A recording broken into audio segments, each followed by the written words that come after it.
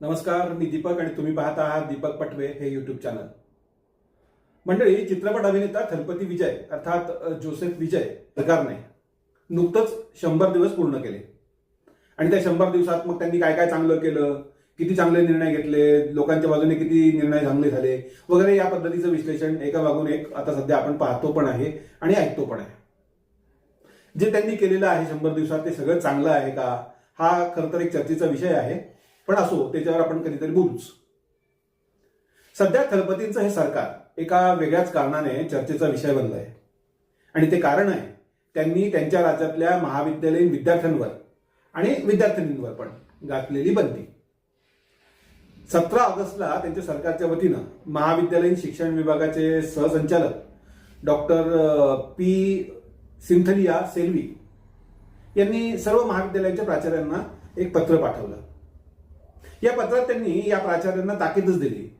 त्यांनी असं सांगितलं की त्यांच्या महाविद्यालयातील कोणताही विद्यार्थी किंवा विद्यार्थिनी किंवा कोणताही तरुण कॉक्रोच जनता पार्टी किंवा डाव्या आघाडीच्या विद्यार्थी संघटनांनी आंदोलन जर आयोजित केलं तर त्या आंदोलनात सहभागी व्हायचं नाही याची तुम्ही काळजी घ्या. आणि जर कोणी सहभागी झालाच तर त्यांच्यावर कडक कारवाई करा आणि त्याचा अहवाल लगेच सरकारला पाठवा. हे संयुक्त संचालक एवढ्यावरच थांबले नाही. त्यांनी काय केलं तर अशा विद्यार्थ्यांवर शालेय शिक्षण विभाग, उच्च शिक्षण विभाग, पोलीस आणि जिल्हा प्रशासन यांनी एकत्रितपणे कारवाई करावी आणि ते अहवाल सरकारला पाठवावेत असंही त्यांनी त्या आदेशात म्हणून टाकलं. आता खरं तर थलपती विजय यांनी आपण धर्मनिरपेक्षतावादी आहोत आणि म्हणून मोदींच्या हिंदुत्ववादी भाजपच्या सोबत जाणार नाही अशा घोषणा त्या निवडून आले, म्हणजे निवडणुकीचे निकाल लागले त्यावेळेस त्यांनी केलेल्या होत्या. त्यामुळे जे जे मोदींच्या विरोधात आहेत त्यांना मुख्यमंत्री विजय हे जवळ करतील अशी एक शक्यता वाटत होती. पण तसं काही झालेलं दिसत नाहीये. त्यांनी मोदींना विरोध करणाऱ्या डाव्यांना आणि सीजेपीला आपल्या राज्यात विरोध केला आहे. आता असं का घडलं हेही समजून घेतलं पाहिजे. मुख्यमंत्री विजय यांच्या सीजेपी आणि डाव्यांच्या विद्यार्थी संघटनांना जो विरोध आहे त्याचं कारण काँग्रेस पक्षाच्या टेकूवर हे सरकार उभं आहे म्हणून हा विरोध आहे. आणि हा टेकू जर सरकारने काढून घेतला, काँग्रेसने काढून घेतला तर हे विजय सत्तेत राहणार नाही, ही वस्तुस्थिती आहे. आता सीजेपी आणि डावे यांना काँग्रेसचाच विरोध आहे, त्यामुळे मुख्यमंत्री विजय यांना तो करावा लागतोय. तामिळनाडूत बहुमत हे 118 आमदारांचं आहे. आता आपल्याला माहिती आहे की जेव्हा निवडणूक झाली तेव्हा विजय यांच्या टीव्हीके पक्षाला 107 जागा मिळालेल्या होत्या. म्हणजे 5 आमदारांच्या काँग्रेसने त्यांना पाठिंबा दिला. त्यानंतर हे सरकार सत्तेवर येईल अशी शक्यता वाटायला लागली. शिवाय आणखीन 2 आमदार असलेले 2 पक्ष त्यांच्यासोबत गेले.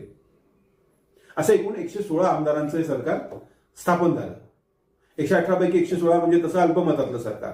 पण डावे जे माकप आणि भाकप हे 2 पक्ष आहेत त्यांचे पण 2 आमदार निवडून आलेले आहेत. त्यांनी पण त्यांना बाहेरून पाठिंबा दिलेला आहे. असं हे सरकार अत्यंत काठावर उभं असलेलं सरकार आहे. आता काँग्रेसच्या सीजेपी आणि डाव्या पक्षांना विरोध काय आहे हे आता मला असं वाटतं की नव्याने सांगायची काही गरज नाही. काँग्रेस पक्षाने परीक्षातील गैरव्यवहारांच्या विरोधामध्ये आंदोलन सुरू केलं होतं आणि त्याची हवा काढण्यासाठी म्हणून सीजेपीला भाजपने उभं केलंय असा काँग्रेसचा एक समज आहे. तसा आरोपही ते करतायत. त्यामुळे काँग्रेसचा सीजेपीला म्हणजे कॉक्रोच जनता पार्टीला विरोध आहे. आता डाव्या पक्षांनी पण काँग्रेसला दगा दिला आहे असंही त्यांच्या पक्षाच्या नेत्यांचा समज झालेला आहे. त्यामुळे डाव्यांनाही त्यांचा विरोध आहे. काँग्रेसचे 2 मंत्री विजय यांच्या मंत्रिमंडळामध्ये सत्तेत आहेत. अशा परिस्थितीत काँग्रेसला नाराज करण्याची विजय यांची इच्छा नाही आणि म्हणून त्यांनी हे पत्र जारी करायला लावलं, हे आपल्याला लक्षात घेतलं पाहिजे. आता हे पत्र जारी केलं पण ते करताना माकप आणि भाकप या पक्षांचाही टेकू आपल्याला किमान 2 आमदारांचा पुरता का असेना आवश्यक आहेच हे मात्र ते विसरले असणार.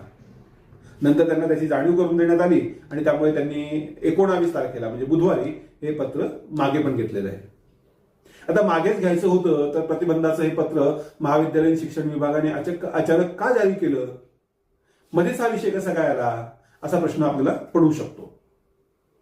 तर विजय यांच्या सरकारने हे काही अचानक केलेलं आहे असं नाही आहे. ज्या डॉक्टर पी सिंथैया सेल्वी यांनी हे पत्र जारी केलं होतं त्यांनी सरकारच्या 14 ऑगस्टच्या आदेशाचा संदर्भ त्या पत्रामध्ये दिलेला होता. 14 ऑगस्टला सरकारने हे आदेश का जारी केले होते? तर त्या दिवशी 21 वर्ष वयाच्या एका महाविद्यालयीन तरुणीने कॉलेजच्या 3ऱ्या मजल्यावरून उडी मारून आत्महत्या केली होती. अन्संजी असं तिचं नाव आहे.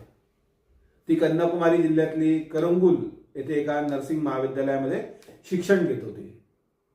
तिने कॉलेजमध्ये असताना अँड्रॉइड फोन वापरला म्हणून तिला कॉलेजच्या व्यवस्थापनाने तिचा छळ सुरू केला आणि त्या छळाला कंटाळून तिने ही आत्महत्या केली असं तिच्या मित्रांचं आणि नातलगांचं म्हणणं आहे. तसं त्याने स्वतः आरोप केलेला आहे.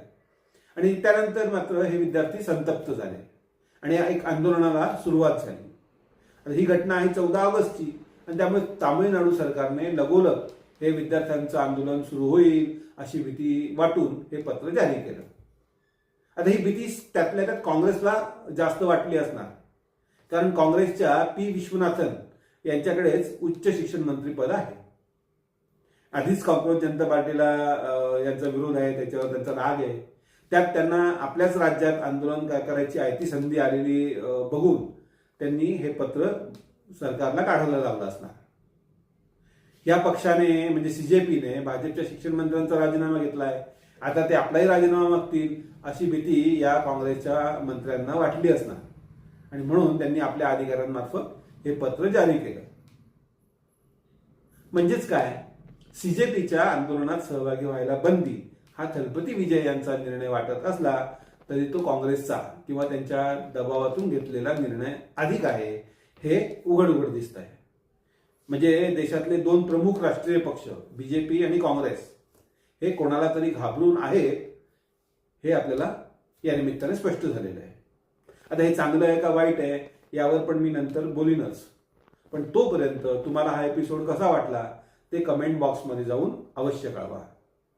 विषय आवडला असेल तर लाईक करा, शेअर करा आणि हे चॅनल अजूनही सबस्क्राईब केलं नसेल तर लगेच सबस्क्राईब करून घ्या.